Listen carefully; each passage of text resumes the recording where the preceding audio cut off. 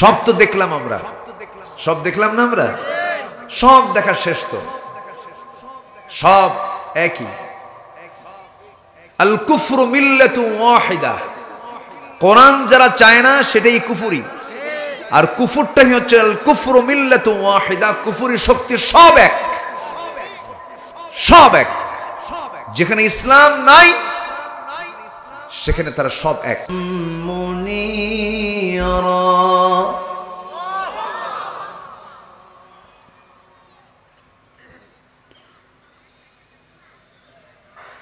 وهو الذي جعل الليل والنهار خلفة لمن أراد أن يذكر أو أراد شكورا.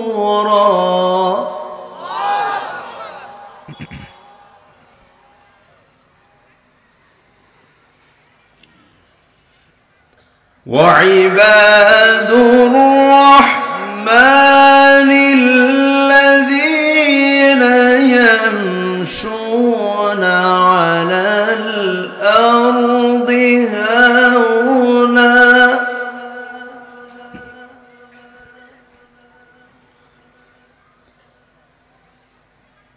على الأرض هونا وإذا خاطبهم الجاهلون قالوا سلاما.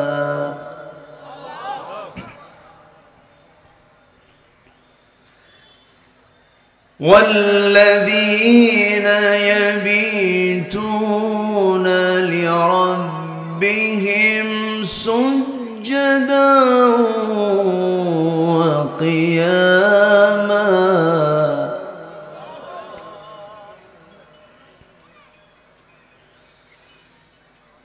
والذين يقولون ربنا اصرف عنا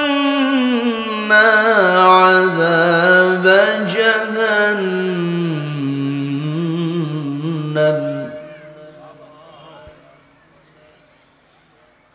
إن عذابها كان غراما إنها ساءت مستقرا ومقاما.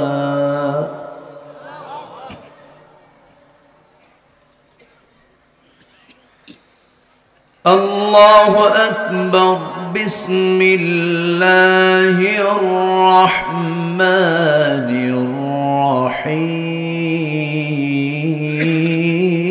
الرحيم.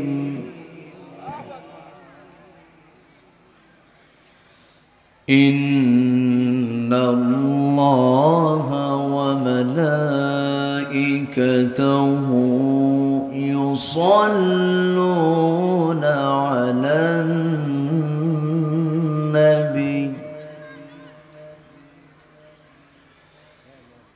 يا أيها الذين آمنوا صلوا عليه وسلموا تسليما. اللهم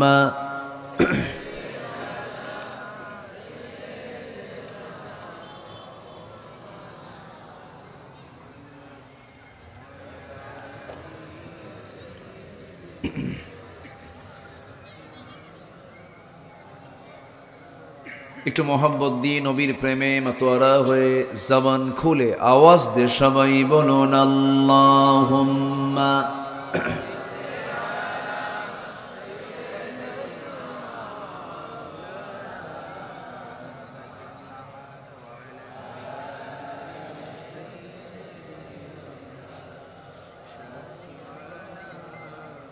সবাই বলুন বালাগাল উলা বিকামালিহি কাশাফাত তুজা বিজামালিহি হাসনাত জামিউ খিসালিহি সাল্লু ভোনায় ফুল তো বুলবুল কা तरन्नुम भी न हो चमने दहर में कलियों का तबस्सुम भी न हो बलगल उला बिकमालिही कशफत तुजा बिजमालिही हसनत जमीउ खिसालिही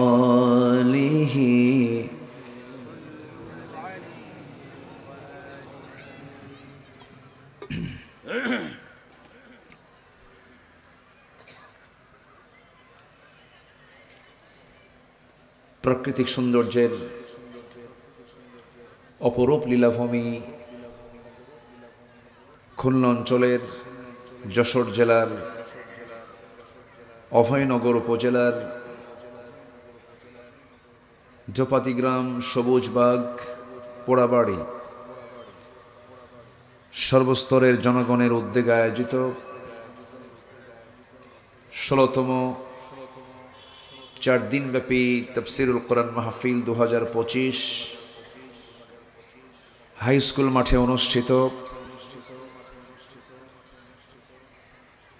মহৎ আয়োজনের সম্মানিত সুযোগ্য সভাপতি জনাব কারি মুজাফফর হোসেন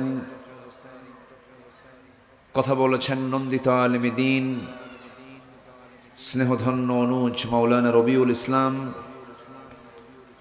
উপস্থিত হযরত উলামায়ে কেরাম ফদলাইজম সুশীল সমাজ জাতির শ্রেষ্ঠ সন্তান শিক্ষক মণ্ডলী জাতির বিবেক সাংবাদিক বৃন্দ সামনে উপস্থিত দূরে কাছের বিভিন্ন স্থান থেকে ছুটে আসা কালেমার ঝান্ডাবাহী তাওহীদের পতাকাবাহী দ্বীন ইসলামের নরসারদুল বীর মুজাহিদ প্রাণ প্রিয় সম্মানিত দ্বীনি ভাইরা আড়ালে বসে আছেন শ্রদ্ধেয়া সম্মানিতা মা বোনেরা আলোচনার সূচনায় আনুষ্ঠানিকতার মধ্য দিয়ে আমার পক্ষ থেকে আবারও দিল খোলা সালাম আসসালামু আলাইকুম ওয়া রাহমাতুল্লাহি ওয়া বারাকাতুহু। সবাই কেমন আছেন?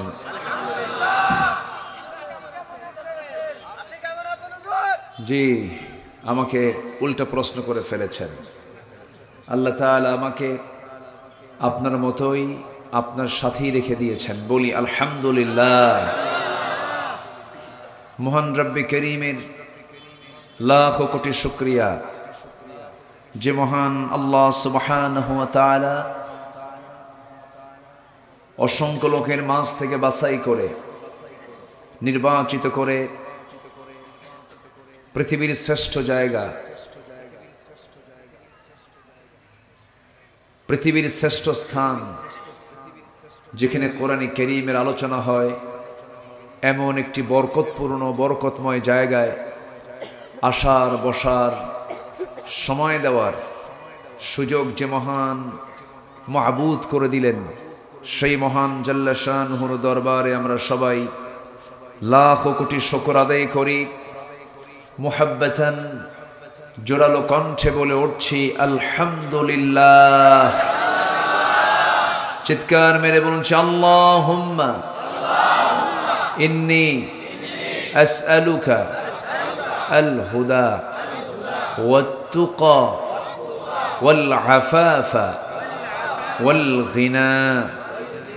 সবাই বলি আল্লাহুম্মা আইন্নি আলা যিকরিকা ওয়া শুকরিকা ওয়া হুসনি ইবাদাতিকা। ইবাদাতিকা, আমরা আল্লাহ তাআলার শুকর আদায় করে নিলাম। সম্মানিত হাজিরিন, আমি আলোচনার সূচনায় মহাবিশ্বের চিরবিস্ময় সমস্ত কিতাবের, আসমানি কিতাবের সত্যতা প্রমাণকারী, গোটা পৃথিবীর সকল জ্ঞানের উৎস,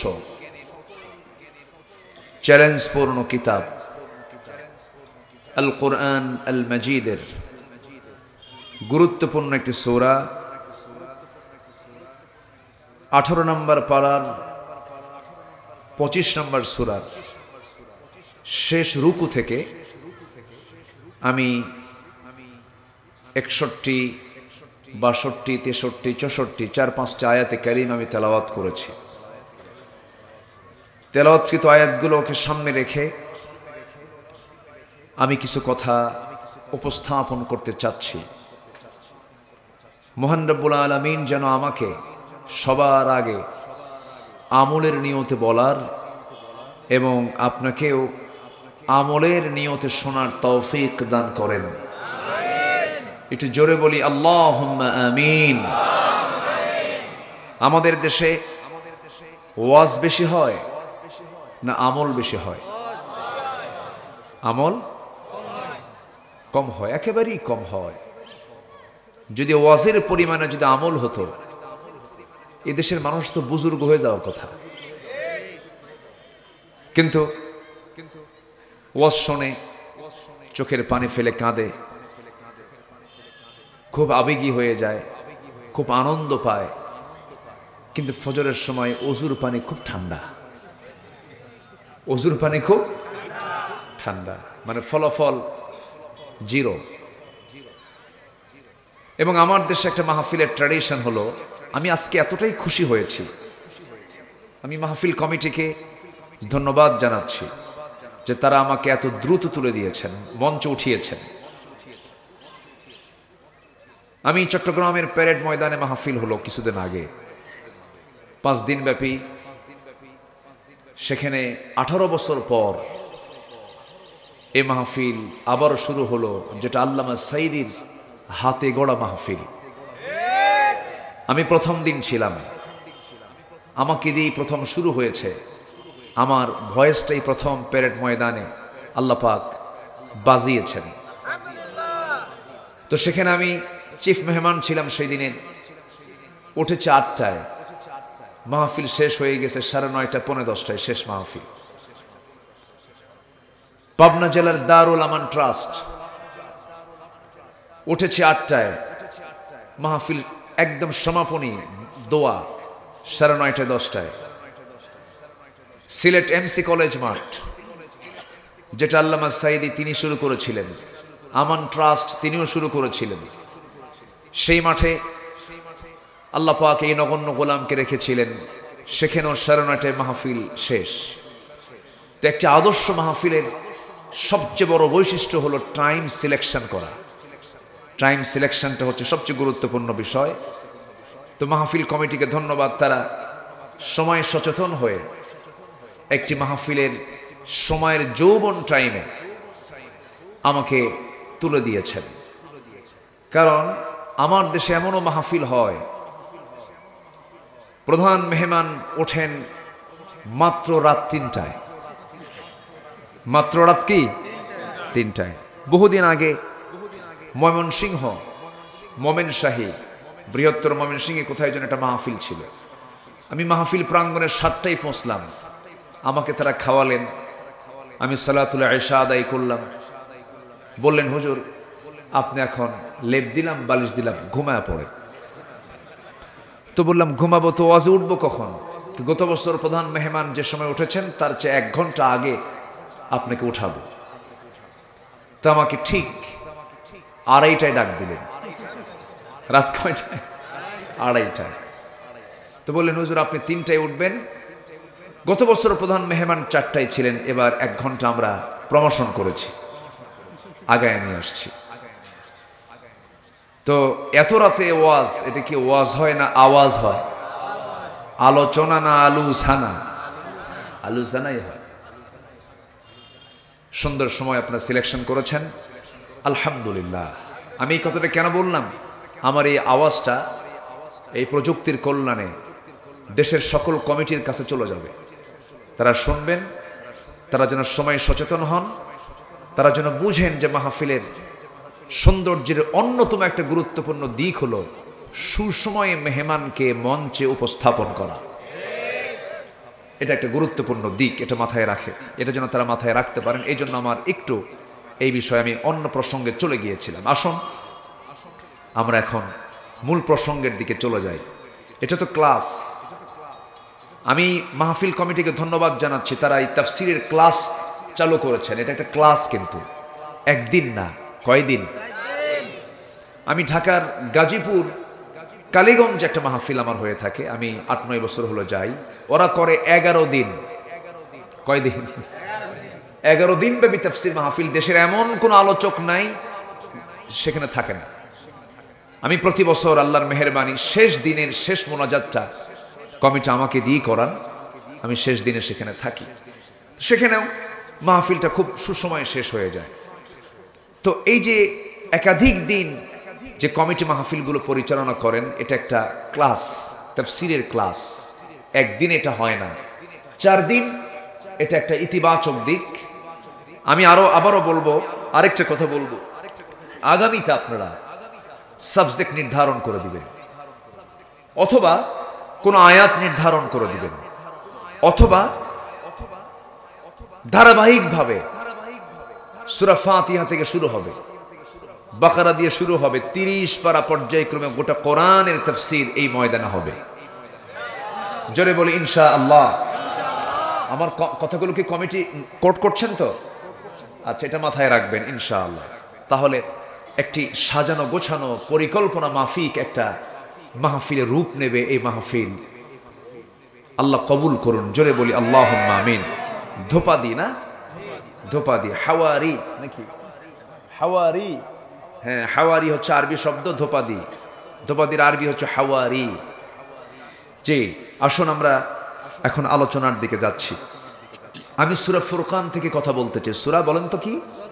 ফুরকান। ফুরকান এই কিতাবের নাম। কোরআন যার নাম, ফুরকানও তার নাম।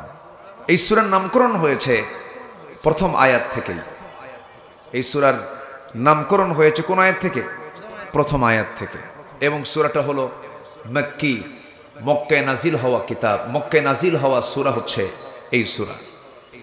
আল্লাহ রাব্বুল আলামিন বলেন, তাবারাকাল্লাযী নাযালাল ফুরকানা আলা আবদিহি লিয়াকুনা লিল আলামিনা নাযীরা الذي له ملك السماوات والأرض ولم يتخذ ولدا ولم يكن له شريك في الملك وخلق كل شيء فقدره تقديرا جربنا الله أكبر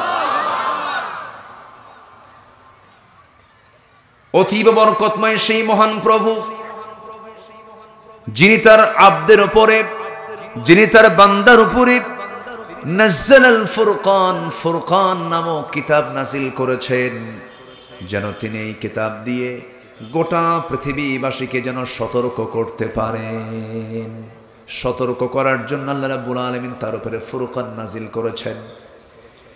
এই ফুরকান শব্দটা আরেক জায়গায় মহান রব্বুল আলামিন বলে দিয়েছেন, শাহরু রমাদানাল্লাযী উনজিলা ফীহিল কুরআন হুদাল লিন্নাসি ওয়া বায়িনাতিন মিনাল হুদা ওয়াল ফুরকান।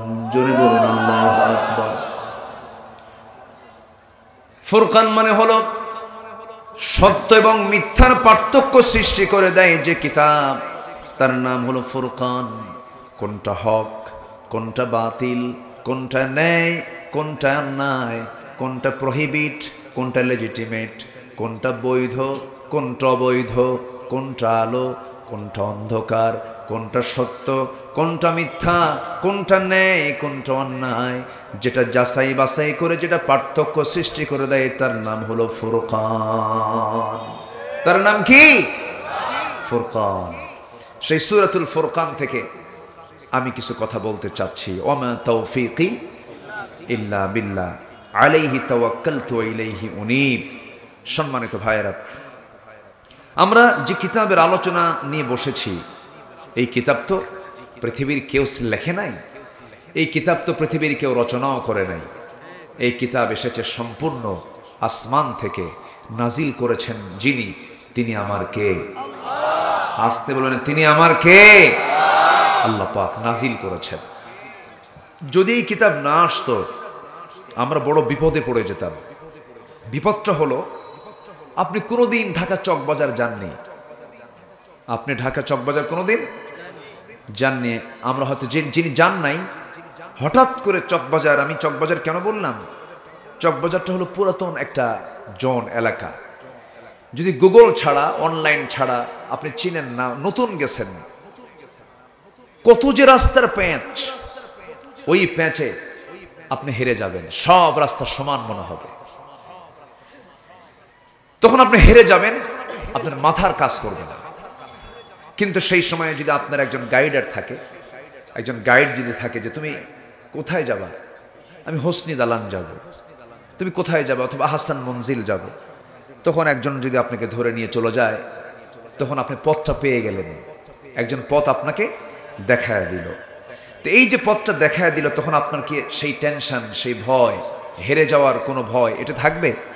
থাকবে না। ঠিক তেমনি কিয়ামতের কঠিন কণ্টাকে কীর্ণ ময়দান, যেদিন কেউ কাউকে চিনবে না, কেউ পথ বলতে পারবে না, সেই কঠিন ময়দানে আমার রাস্তা আমি খুঁজে পাবো কেমনে? সেই খুঁজে পাওয়ার জন্য যিনি সহজ ব্যবস্থা করেছেন, তিনি কে? তিনি ব্যবস্থা করে দিবেন। যদি তার দেওয়া বিধান, এই কোরআনকে যদি আমরা সুন্দর করে খুঁজে বুঝে পড়তে পারি, তাহলে কোরআন আমাকে সেই দিন ওই রাস্তা বের করে দিবে। জোরে বলে সুবহানাল্লাহ। তাহলে জান্নাতের পথ খুঁজে পাওয়ার রাস্তা কিন্তু একটাই, সেটা কি বলেন তো? কোরআন। জান্নাতের পথ খুঁজে, এটাকে এখান থেকেই খুঁজে বের করতে হবে। আপনি এই মুহূর্তে আপনি চলে যাবেন খান জাহান আলীর, কোথায় ওটা, ৬০ গম্বুজ মসজিদ না, ৬০ গম্বুজ মসজিদ। এখন আর কিচ্ছু লাগে না, শুধু অনলাইনে গুগল ম্যাপে গিয়ে লিখবেন, বা সার্চ দিলেন, আপনাকে নিয়ে চলে গেল একদম বাইপাস দিয়ে, রূপসা ব্রিজ পার হইয়া, চুলকাটি দিয়া টান দিয়ে মেরে একদম কাঠাখালি না কি বলে, হ্যাঁ, দিয়ে আপনাকে নিয়ে চলে গেল সেই বাগেরহাটের ৬০ গম্বুজ মসজিদ। কাউকে বলা লাগতেছে না। তো ঠিক তেমনি কোরআন হচ্ছে এমন একটি ম্যাপ, যে ম্যাপে যদি আপনার একবার নলেজ হয়ে যায় এবং আপনি যদি এটাকে ফলো করতে পারেন, আমল করতে পারেন, এই ম্যাপ আপনাকে একদম জান্নাতের দরজায় গিয়ে পৌঁছায় দেবে। জোরে বলে সুবহানাল্লাহ। আল্লাহ রাব্বুল আলামিন বলেন, আলিফ লাম রা কিতাবুন আনজালনাহু ইলাইকা লিতুখরিজান নাস মিনাজ যুলুমাতি ইলান নূর। নবী, আমি আপনার উপরে যে কিতাব নাজিল করেছি, এই কিতাব নাজিলের মূল উদ্দেশ্য হলো আপনি যেন এই কিতাব দিয়ে অন্ধকারে থাকেন জাতিকে, বিপদে থাকা জাতিকে, পথ হারা জাতিকে আপনি যেন পথের দিশা দিতে পারেন, অন্ধকারে থাকা জাতিকে যেন আলোর দিকে নিয়ে যেতে পারেন। যেখানে আলো থাকবে সেখানে অন্ধকার থাকবে না, অন্ধকার পালিয়ে যাবে, আলো আসবে, অন্ধকার দূর হয়ে যাবে। কোরআন হচ্ছে আলো, যেখানে অন্ধকার থাকার কোনো সুযোগ নাই। অন্ধকারটা কি? অন্ধকার হলো ইসলাম গর্হিত যত অপকর্মগুলো আছে সেগুলো হচ্ছে অন্ধকার। যেমন সুদ অন্ধকার, ঘুষ অন্ধকার, জেনা অন্ধকার, মদ অন্ধকার। এই সমস্ত অন্ধকারগুলো যেখানে কোরআন প্রতিষ্ঠিত হয়ে যাবে, আপনি এগুলো বন্ধ হয়ে যাবে। আমার বন্ধুগণ, কিন্তু এই কোরআন আজকে আমাদের সামনে থাকার পরেও, কোরআনটা শুধু প্রতিষ্ঠিত না থাকার কারণে, আজকে কোরআন প্রতিষ্ঠিত নাই বলে আজকে সমাজে মদ প্রতিষ্ঠিত কিনা বলেন? জেনা প্রতিষ্ঠিত কিনা বলেন? জেনা প্রতিষ্ঠিত, মদ, জেনা, জুয়া, সুদের কারবার এগুলোর প্রতিষ্ঠিত হয়ে আছে। আমার বন্ধুগণ, কোরআন যদি প্রতিষ্ঠিত সমাজে হয়ে যায় তখন আপনা আপনি সব অন্ধকার বন্ধ হয়ে যাবে। তাহলে কোরআন আছে শুধু কাগজের পাতায়। কিসের পাতায় বলেন? মাদ্রাসার রুমে, হাফেজের মাথায়, হাফেজের মাথায়, মসজিদে, মাদ্রাসার রুমে, কাগজের পাতায় পাতায়। শুধু কোরআনটা দরকার এখন সমাজের পাতায় পাতায়, আর রাষ্ট্রের প্রতিটি সেক্টরে সেক্টরে আইন রচনায় কোরআন দরকার। সব তো দেখলাম আমরা, সব দেখলাম না আমরা? সব দেখা শেষ তো, সব একই। আল কুফরু মিল্লাতুন ওয়াহিদা, কোরআন যারা চায় না সেটাই কুফরি। আর কুফরটাই হচ্ছে আল কুফরু মিল্লাতুন ওয়াহিদা, কুফরি শক্তি সব এক, সব এক। যেখানে ইসলাম নাই সেখানে তারা সব এক। সব দেখা শেষ করেছি আমরা, এখন আল্লাহর কালাম কোরআনকে আমরা একটু দেখতে চাই। দেখতে রাজি আছেন তো? এখন তার রাজাকার বলে কেউ গালি দিবে না। রাজাকার আর এই ট্যাগ চলে না, জঙ্গিবাদ তো নাই। মাঝে মাঝে আগে তো নাটক হতো, তাই না? অমক অভিযান, র্যাব অভিযান চালিয়ে অমক জঙ্গির আস্তানা উদ্ধার করেছে, নিয়ে আসার পথে 3 জন ক্রস ফায়ার। এই নাটক তো আর নাই, কারণ নাটকটা থাকবে কেমনে? নাটকের যিনি প্রযোজক তিনি এখন দিল্লি বসে আছে, বোঝেন নাই? হ্যাঁ, বহু নাটক আমরা দেখেছি, সব নাটক শেষ হয়ে গেছে। আরে কত রাজা মহারাজা, কত পাওয়ারফুল সুপার পাওয়ার ফেরাউন কত কি করলো, শেষ পর্যন্ত আল্লাহ বলল, ফেরাউন বেশি মাথা মারিস, সুবান দিয়ে মারবো তোর, সুবান দিয়ে মারবো। চুবান দিয়ে মারে নাই? যে ক্যামেরাম্যান, ক্যামেরা, যে এই ক্যামেরা একটু বসতে হবে কম, মানে একটু কাছাকাছি কম আসেন, কারণ শ্রোতা তো তারা দেখতে না পারলে কষ্ট পায়। আবার আমার এই আলোচনা শুধু আপনি হাজার হাজার মানুষ শুনছেন তা কিন্তু না, এই প্রযুক্তির কল্যাণে কোটি কোটি মানুষকে এরা, এই ক্যামেরা কোটি কোটি মানুষের সামনে আমার এই আলোচনাটা তারা পৌঁছিয়ে দেবে। তো সবই তো ঠিক, আবার রাগও করেন, রাগ তো করা যাবে না, একটু ধৈর্য ধরেন, সব দিকই হোক, মানে এটাও তারা কাজটা করুক, আপনিও শোনেন, দুটাই হয়ে যাক। আমরা একটু ধৈর্য ধরে আমরা শুনবো। জোরে বলি ইনশাআল্লাহ, জোরে বলি ইনশাআল্লাহ। আমার দিকে তাকান এখন। তাহলে আমরা কি কোরআনকে দেখবো না ইনশাআল্লাহ? কোরআন আমরা চাবো এক জায়গায় না সব জায়গায়?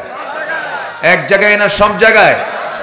ইমামের পিছনে নামাজে দাঁড়াইছেন আপনি, নামাজ শুরু করে কোন সূরা দিয়া? কোন সূরা দিয়া বলেন? সূরাতুল ফাতিহা। অনেকে আবার সূরাতুল ফাতিহা পারে না, কিন্তু আলহামদু পারে। কি পারে? আলহামদু পারে, কিন্তু সূরা ফাতিহা পারে না। হ্যাঁ, সূরাতুল ফাতিহা দিয়ে শুরু করলেন ইমাম, 7 দিন তিনি পড়লেন, কিন্তু হঠাৎ একদিন ইমাম সাহেব বলে ফেললেন, আজকে সূরা ফাতিহা দিয়ে শুরু করব না, ইখলাস দিয়ে শুরু করব। কি দিয়ে বলেন? ইখলাস দিয়ে শুরু করব। আবার অনেকে ইখলাস পারে না, কুলহু পারে, কুলহু দিয়ে শুরু করব। এই চিন্তা করে যদি কোনো ইমাম শুধু সূরাটা একটু আগে পরে যদি করে, যদি ইখলাস দিয়ে যদি শুরু করে, সূরা ফাতিহাটা পরে পড়ে, কোন মুসল্লি কি তার ইমামতি মানবে নাকি? কেন মানবে না? সূরা কি উল্টা করছে? সূরা তো উল্টা করে নাই, শুধু নিয়ম উল্টা করছে, সূরা তো উল্টা হয় নাই। সূরা কি উল্টা পাল্টা হয়েছে? সূরা কিন্তু ঠিকই আছে, শুধু সূরাটা মুকদ্দম মুআখার করেছে, একটা আগে নিয়ে আসছে আর একটা পরে নিয়ে গেছে। এই জন্য আপনি তাকে মানবেন না, পিছন থেকে লোকমা দিবেন, বলবেন ইমাম সাহেব এমন করে নামাজ পড়লে চলবে না, সূরা ফাতিহা আগে দেন, এরপরে ইখলাস দেন, কোনো সমস্যা না, অন্য কোনো সূরা দেন, সমস্যা নাই। কিন্তু ইমাম যদি তাও না শোনে, লোকমার পরে লোকমা, লোকমার পরে লোকমা দেওয়ার পরে ইমাম সাহেব শুধু বারবার কুলহু পড়ে, সূরা ফাতিহা পড়ে না, সেই সময় মুসল্লি কি তার ইমামতি মানবে নাকি? কি করবে? লোকমা দিয়েও কাম হচ্ছে না, কি করবে তখন? বলেন ইবনে হাজার আসকালানী রাহিমাহুল্লাহ রাহমাতুল্লাহ আলাইহি তিনি বলেছেন যে ওই সময় ওই ইমামটার ইমাম থাকে না, তখন সে স্বৈরাচার হয়। কি হয়? তো স্বৈরাচারকে কি করতে হয়? কি করছে বলেন, কি করছে? হ্যাঁ, স্বৈরাচার যখন হয়ে যাবে তখন দেখেন না, দুপুরে খাবারটাও জুটলো না। খাবারটা কি জুটছে?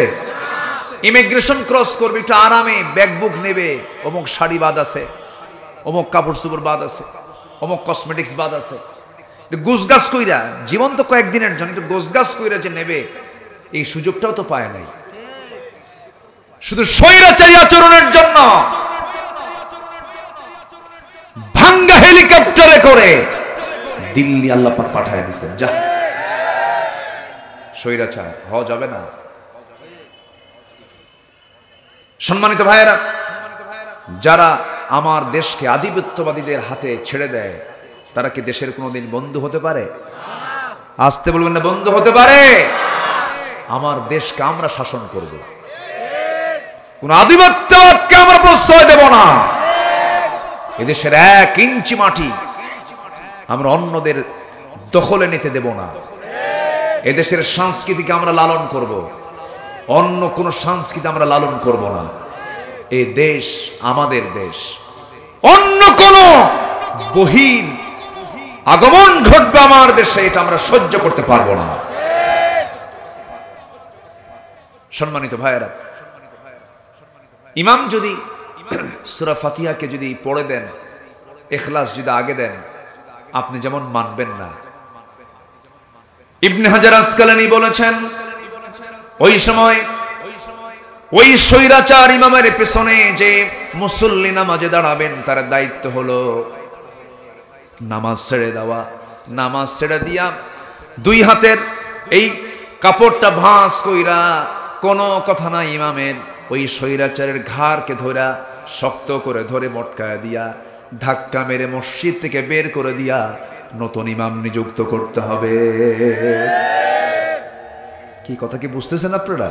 তাহলে ইমামের দোষ কি হলো? ইমাম সাহেব কি সূরা কেরাত কি ভুল কইছে? শুধু কি করছে? নিয়মটা উল্টা করেছে। সূরা কেরাত কিন্তু ভুল করেনি, শুধু একটা সূরা আগে দিয়েছে আর একটা সূরা পরে দিয়েছে। এজন্য সে যদি স্বৈরাচার হয়ে যায়, আজকে সমাজ চলতে নিয়ে, আজকের এই রাষ্ট্র সমাজ পরিবার চালাতে নিয়ে ইসলামকে বাদ দিয়ে যদি অন্য কোন তন্ত্র মন্ত্রকে যদি চালু করে, আমাদের দায়িত্ব হলো ঘাড় ধাক্কা দিয়ে বের করে সেখানে ইসলামকে বুলাদ করে নেওয়া। কি দায়িত্ব আছে আমাদের? না চুপ করে থাকবো? চুপ করে থাকার কোন সুযোগ কি মুসলমানকে আল্লাহ দিয়েছেন? কাজ করতে হবে, আমরা কাজ করব, জোরে বলি ইনশাআল্লাহ। সম্মানিত ভাইয়েরা, আমি যেখান থেকে কথা বলতে চাচ্ছি সেখানে আল্লাহ রাব্বুল আলামিন সেই রুকুর ভিতরে প্রথমে তিনি তার নিজের পরিচয় দিয়েছেন। এরপরে তার পছন্দের বান্দাগুলো কারা, তার পছন্দের, তার প্রিয় বান্দাগুলো কারা, তাদের কিছু গুণ, তাদের কিছু বৈশিষ্ট্য, তাদের কিছু স্বভাব আল্লাহ পাক তুলে ধরেছেন। এবং এই স্বভাবগুলো যারা আনবে তাদের জন্য সুন্দর জান্নাতের একটা অফার আল্লাহ রাব্বুল আলামিন আয়াতের এই সূরার শেষে দিয়েছেন। জোরে বলি সুবহানাল্লাহ। বলেছেন হাসুনাত মুস্তাকাররাও ওয়া মুকামা, এটা দিয়ে শেষ করেছেন। আসুন এখন মূল আয়াতের দিকে যাই। আমাকে সময় দিচ্ছেন তো সবাই? আমাকে সময় দিচ্ছেন তো? কারো কোনো সমস্যা নাই? জোরে বলি ইনশাআল্লাহ। আসুন, অনেক মা বোন আজকের মাহফিলে আসছে না? মা বোন নাকি অনেক হয়েছে? বেশি। লেডিস ফার্স্ট, মেয়েরা যেখানে সেখানে মেয়েরাই ফার্স্ট। ভালো, আলহামদুলিল্লাহ।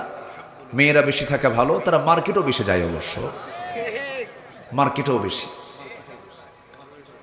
জি আসুন, আল্লাহ রাব্বুল আলামিন বলেন, তাবারাকাল্লাযী জাআলা ফিস সামাই বুরুজান ওয়া জাআলা ফিহা সিরাজান ওয়া কমারান মুনীরা ওয়া হুয়াল্লাযী জাআলাল লাইলা ওয়ান নাহারা খিলফাতান লিমান আরাদ أن يذكر أو أراد شكورا সূরাতুল ফুরকান আয়াত নম্বর 61-62 আল্লাহ রাব্বুল আলামিন আগে নিজের বড়ত্বের প্রকাশ করেছেন, নিজের বড়ত্বের পরিচয় দিয়েছেন। আমি কত বড় দেখো। তিনি বলছেন অতীব বরকতময় সেই মহান প্রভু যিনি আকাশে বহু গ্রহ রাজি সৃষ্টি করেছেন এবং সেখানে রেখে দিয়েছেন প্রদীপ্ত সূর্য এবং আলোকিত চাঁদ, সেখানে রেখে দিয়েছেন। দিনের বেলা সূর্য রেখেছেন তিনি আল্লাহ, রাতের বেলার চাঁদও রেখেছেন কেউ না, তিনি কে বলেন? আল্লাহ। এই যে সূর্যটা আমাদেরকে তাপ দেয়নি প্রতিনিয়ত, আজকে দিনের বেলা আমরা যে সূর্যের তাপটা পেয়েছি 25 ডিগ্রি, 26 ডিগ্রি, 27, 28, বড়জোর 30 পর্যন্ত আমরা পেতে পারি। এই সূর্যের এই তাপমাত্রা দুনিয়াতে পৌঁছেছে মাত্র এসে 25 থেকে 30 ডিগ্রি সেলসিয়াস আমরা পাচ্ছি। আরবে 40, 48, 50 ডিগ্রি সেলসিয়াস তাপমাত্রা পর্যন্ত হয়ে থাকে। 55, আমি হজে গিয়ে 55 পর্যন্ত পেয়েছি তাপমাত্রা। আমার বন্ধুগণ, কিন্তু যে আশ্চর্য হয়ে যাবেন, এই যে সূর্য আমরা দেখতে পাই এত দূরে আল্লাহ রাব্বুল আলামিন রেখে দিয়েছেন, যাকে আমরা প্লেটের মতো দেখি, এই সূর্যের আভ্যন্তরীণ তাপমাত্রা, ইন্টারনাল যে তাপমাত্রা, সূর্যের একদম ইন্টারনাল ভিতরগত তাপমাত্রা হলো 15 million degree Celsius. 15 million, 15 million, কিন্তু 15 লক্ষ নয়, 15 মিলিয়ন ডিগ্রি সেলসিয়াস তাপমাত্রা। আমার দেশে 40-42 তাপমাত্রা হলে পরে স্ট্রোক করে মরে, গরমে হিট স্ট্রোক করে। আর সেই সূর্য থেকে তাপ কমায়া কমায়া কমায়া কমায়া এত কমে আসার, সূর্যের ভিতরের আভ্যন্তরীণ তাপমাত্রা হচ্ছে 15 মিলিয়ন ডিগ্রি সেলসিয়াস। সুবহানাল্লাহ বলবেন না? ক্ষমতা কার? আচ্ছা, এইরকম পরিচয় কি পৃথিবীর কেউ দিতে পারবে? পারবে না। আমেরিকার লস অ্যাঞ্জেলস, ক্যালিফোর্নিয়া, না ক্যালিফোর্নিয়া লস অ্যাঞ্জেলস দাবানলে জ্বলল। সুপার পাওয়ার আমেরিকা কাইট হয়ে পড়ে গেছে। আমেরিকা কি হয়েছে? কাইট হয়ে পড়ে গেছে। পারলাম না, হলো না। সামান্য দাবানল নিয়ন্ত্রণ করতে পারে না। আর আমার রব যে সূর্য দিয়েছেন, সেই সূর্যের আভ্যন্তরীণ তাপমাত্রা হচ্ছে 15 মিলিয়ন ডিগ্রি সেলসিয়াস। এই যে আমরা লোহা দেখতে পাচ্ছি, এই লোহা ছাড়া তো পৃথিবীর কিছুই হয় না। একটা স্ট্রাকচার তৈরি করতে গেলে গাড়ি লোহা লাগবে, ক্যামেরা বডি লোহা লাগবে। এরপর আপনি যে কোনো জিনিস আপনি তৈরি করতে যাবেন, আগে লোহা দরকার। এই লোহা পৃথিবীর কেউ বানায় নাই। আপনি হয়তো ভাবতেছেন বিএসআরএম, কেএসআরএম লোহা বানায় না। এই লোহা কোনো কোম্পানি বানায় না। এই লোহাটা পৃথিবীর কেউ আবিষ্কার করেনি, কেউ বানায় নাই। এই লোহাটা কার দেওয়া? এবং এই লোহাটা নাজিল করেছেন আল্লাহ তাআলা আকাশ থেকে। সুবহানাল্লাহ বলবেন না? ওয়ানজালনাল হাদিদ ফীহি বাসুন শাদীদু ওয়া মানাফিউ লিন-নাস। আল্লাহু আকবার। আল্লাহ নাজিল করেছেন। এই লোহাটা যদি কেউ বানাতে যায়, লোহা বানাতে যে তাপমাত্রার প্রয়োজন, সেই তাপমাত্রা হলো 5 billion degree Celsius. 5 billion degree Celsius, যা সূর্যের দ্বারা অসম্ভব নয়। তাহলে লোহাটা আসলো কোন জায়গা থেকে? বিজ্ঞান গবেষণা করে বলছে বহির্জগৎ থেকে আসছে। হয়তো কোনো সুপারনোভা বিস্ফোরণ হয়েছে, সেখান থেকে লোহা নাজিল হয়েছে। আল্লাহ বলছেন 1500 বছর আগে আমি আল্লাহ রাব্বুল আলামিন আসমান থেকে লোহা নাজিল করে দিয়েছি। কি কুদরত আল্লাহ! আল্লাহ বলছেন, বান্দা, এমন পরিচয় পৃথিবীর কেউ তোমাকে দিতে পারবে না যে পরিচয় আমি দিচ্ছি। আমি রব, আমার পরিচয় দেখ। আমার পরিচয়টা কি? আমি হলাম সূর্যের মালিক, ওয়াকামারাম মুনিরা, এবং আলোকিত চাঁদের মালিক। চাঁদের নিজস্ব কোনো আলো নাই। চাঁদের যে নিজস্ব আলো নাই, বিজ্ঞান হালে এসে বলে দিয়েছে। আর কোরআন আজ থেকে 1500 বছর আগে রাসূলকে জানিয়ে দিয়েছেন, হে রাসূল, আমি হলাম আলোকিত চাঁদের মালিক। জোরে কোন সুবহানাল্লাহ। ওটা আলোকিত হয়, অন্যের আলোতে আলোকিত হয়, নিজস্ব কোনো আলো নাই। আল্লাহ রাব্বুল আলামিন সেকেন্ড আয়াতে বলছেন, ওয়া হুয়াল্লাযী জাআলাল লাইলা ওয়ান النهار خلفة لمن أراد أن يذكر أو أراد شكورا এবার তিনি বলছেন তিনি সেই মহান প্রভু যিনি রাতের মধ্যে দিন ঢুকান দিনের মধ্যে রাত ঢুকান এখন দিনটা একটু ছোট হচ্ছে না বড় হচ্ছে বলেন বলেন বলেন শীতের মধ্যে কি ছিল ছোট ছিল ঘুম থেকে উঠি দেখা যায় 12টা বেজে গেছে এই যে রাত ছোট আবার দিন বড় আবার দিন বড় রাত ছোট এটা কেউ করে না এটার একমাত্র ক্ষমতা যিনি রাখেন তিনি আমার কে তিনি আমার কে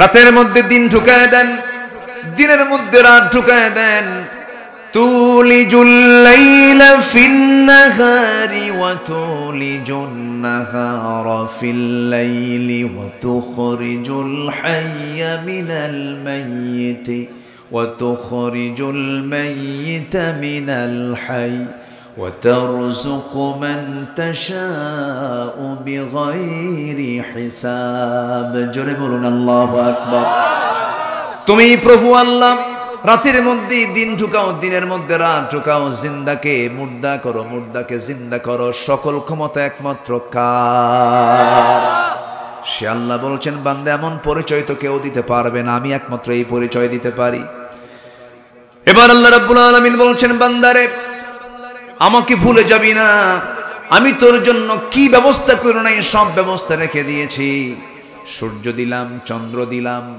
বৃষ্টির প্রয়োজন বৃষ্টি দিলাম সেই বৃষ্টিটার পদ্ধতি কত সুন্দর করে আমি তোর সামনে প্লেস করলাম এমন সুন্দর করে আল্লাহ রাব্বুল আলামিন বৃষ্টির ব্যবস্থা করে দিয়েছেন এমন সুন্দর করে বৃষ্টির পদ্ধতি ওয়াটার সাইকেল করেছেন পানি চক্র করেছেন এই মাটির এই আমার আপনার বাড়ির সামনের জোলা থেকে পানিগুলো তোলেন ময়লা পানিগুলো সুন্দর করে ফিল্টারিং করে তোলেন তিনি আমার কে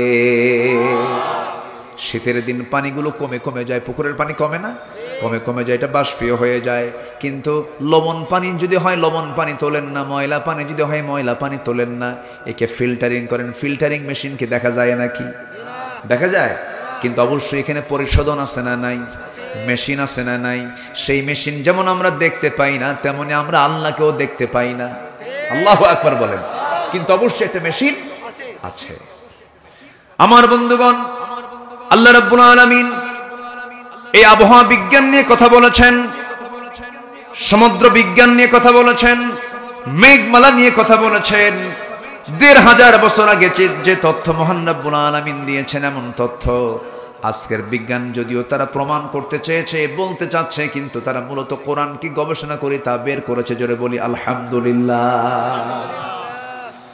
আমার ভাইয়েরা আল্লাহ রাব্বুল আলামিন বান্দাকে বুঝিয়ে দিচ্ছেন বান্দা গোটা পৃথিবীর যা কিছু তোমার চোখের সামনে তুমি দেখতে পাও সব আমার অবদান আমি ছাড়া কেউ এগুলো করে না আল্লাহ রাব্বুল আলামিন সুন্দর করে আকাশের মেঘ নিয়ে কথা বলছেন আল্লাহুল্লাযী ইউরসিলুর রিয়াহা ফাতুসিরু সাহাবান ফায়াবসুতুহু ফিস সামাই কাইফা ইয়াশা ويجعله كسفا فترى الودق يخرج من خلاله فإذا أصاب به من يشاء من عباده إذا هم يستبشرون جنبرون الله أكبر তিনি বায়ু প্রেরণ করেছেন তা মেঘমালাকে সঞ্চারিত করে অথবা তিনি মেঘমালাকে যেভাবে ইচ্ছা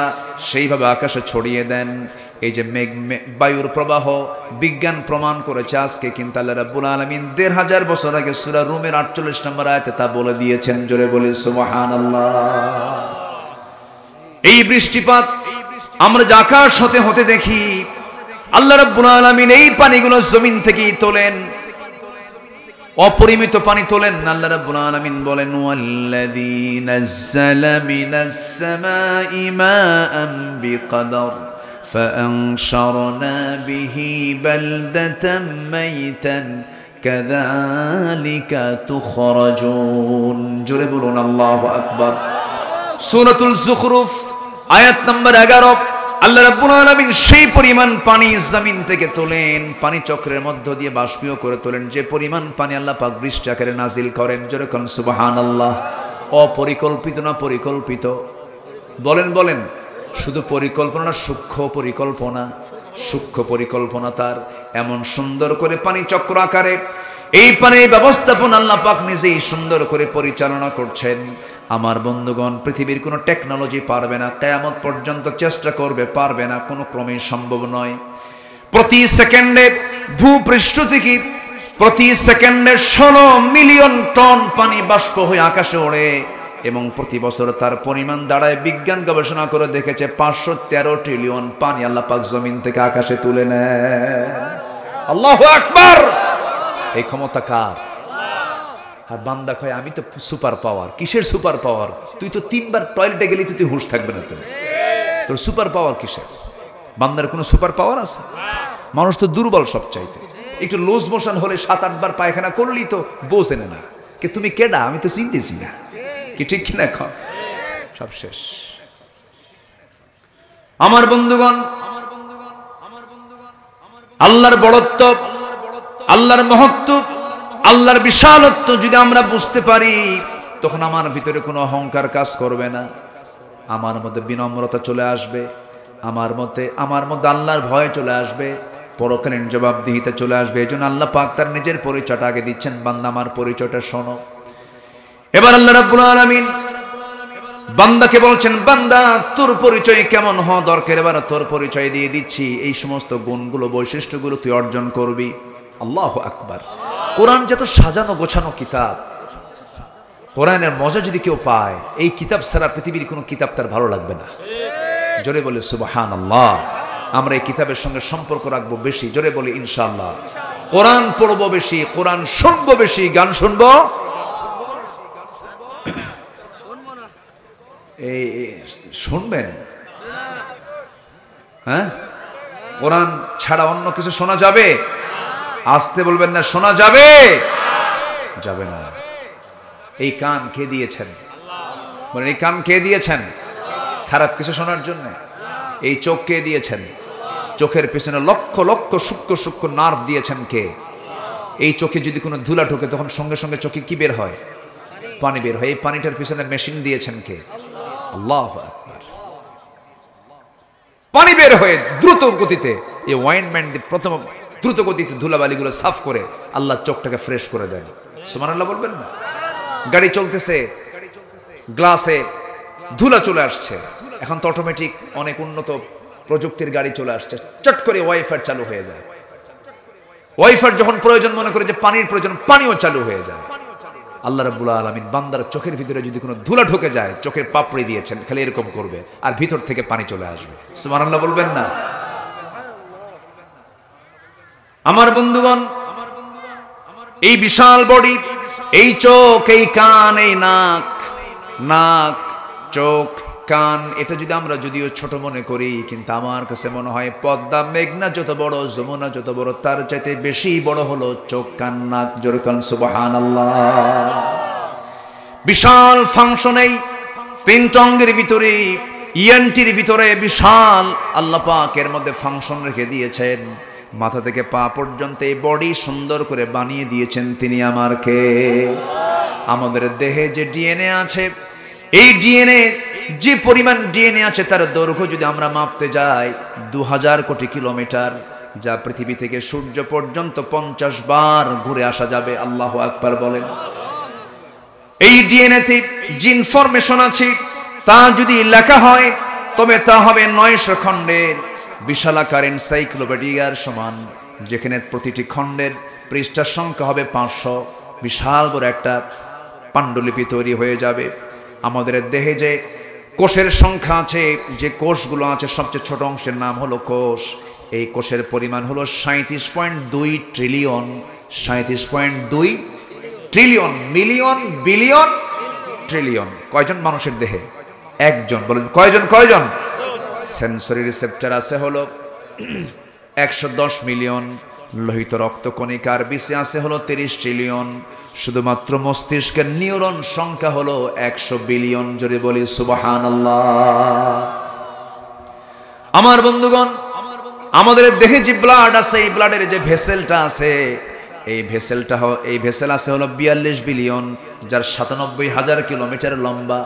মাত্র 3 হাত 1.5 হাত সাইজের ইয়ারফোন যদি তারালা ইয়ারফোন যদি পকেটে রেখে দেই, কিছুক্ষণ পর বের করলে তার মধ্যে 4-5টা পেঁচ পড়ে যায়। অথচ আল্লাহ রাব্বুল আলামিন এই ব্লাড ভেসেল দিয়েছেন যার 97 কিলোমিটার লম্বা, কোনোদিন পেঁচ লাগে না। সুবহানাল্লাহ বলবেন না? কে করে দিয়েছেন? আসতে বলবেন না, কে করে দিয়েছেন? আল্লাহ বলছেন, বান্দা আমাকে চেনার জন্য কোথাও যাওয়া লাগবে না। ওয়াফি আনফুসিকুম আফালা তুবসিরুন, বান্দা নিজের দিকে তাকায় দেখো আমি তোমাকে কত সুন্দর করে বানায়া দিছি। আমার বন্ধুগণ, আল্লাহ রাব্বুল আলামিন নিজের পরিচয় দিয়ে এবার বান্দার পরিচয় কেমন হবে, বান্দা কোন চরিত্র নিয়ে বান্দা জীবন যাপন করবে, এই প্রসঙ্গে এবার বলছেন, ওয়া ইবাদুর রহমানিল্লাযীনা ইয়ামশুনা আলাল আরদি হাওনা ওয়া ইযা খাতাবাহুমুল জাহিলুনা ক্বালু সালামা والذين يبيتون لربهم سجدا وقياما والذين يقولون ربنا اصرف عنا عذاب جهنم إن عذابها كان غراما إنها ساءت مستقرا ومقاما জোরে বলুন আল্লাহু আকবার। আমার আল্লাহর পছন্দের বান্দা যারা, তাদের মধ্যে 16টা বৈশিষ্ট্য পাওয়া যাবে। এখানে 16টা বৈশিষ্ট্যের কথা আসছে, একটাও কিন্তু বলি নাই। সময় লাগবে, সময় দেবেন তো? সবাই রাজি আছেন তো? জোরে বলি ইনশাআল্লাহ। নাম্বার 1 বৈশিষ্ট্য হলো, আল্লাহর পছন্দের বান্দাগুলোর তালিকায় যারা থাকবে তাদের 1 নম্বর বৈশিষ্ট্য হবে, তারা কি উগ্র হবে না বিনয়ী হবে? মেজাজি হবে না নম্র হবে?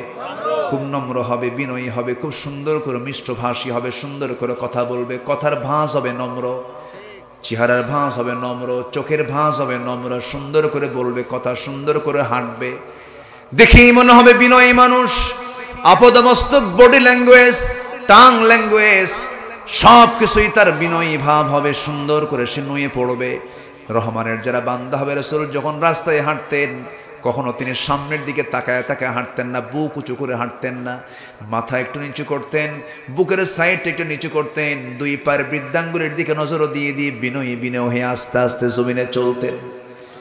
আমার বন্ধুগণ, এই দুনিয়ায় হাম্বে তাম্বে এমন করে দেখানোর সুযোগ এই দুনিয়াতে নাই। এই দুনিয়াতে যে বান্দা যত বিনয়ী হবে, আখিরাতে সেই বান্দা তত সম্মানিত হবে। আমার বন্ধুগণ, অনেক মাহফিলে অনেক মা বোন আসছেন, শুনেছি মা আপনার চেহারা সুন্দর, আপনার সুন্দরী নারী, আপনার আপনি বউটা সুন্দরী হয়েছেন, কিন্তু স্বামীটা আপনার একটু কালো হয়ে গেছে, একটু মেজাজ গরম হয়, এরকম আছে, এরকম মহিলা আছে না নাই বলেন? এটা কি বিনয়ী ভাব নাকি? এটা কি বিনয়ী ভাব? আপনি যে কালোকে কালো মনে করে একটু অ্যাঙ্কার করছেন, ওই কালো চেহারা যিনি বানায়া দিয়েছেন, কালো ডিজাইনটা করে দিয়েছেন, তিনি আমার কে? আমার বিশাল সুন্দর চেহারা এটা করে দিয়েছেন কে বলেন? সব এগুলো কার সৃষ্টি? কার সৃষ্টি? 2015 সালে আমি সেকেন্ড টাইম হজে যাই। তো মদিনা মুনাওয়ারায় আমার নবীজির মকবরার আশপাশ দিয়ে আমি ঘোরাফেরা করছি, হঠাৎ করে দেখি আফ্রিকান এক নিগ্রো কালো কুচকুচে এক লোক আমার সামনে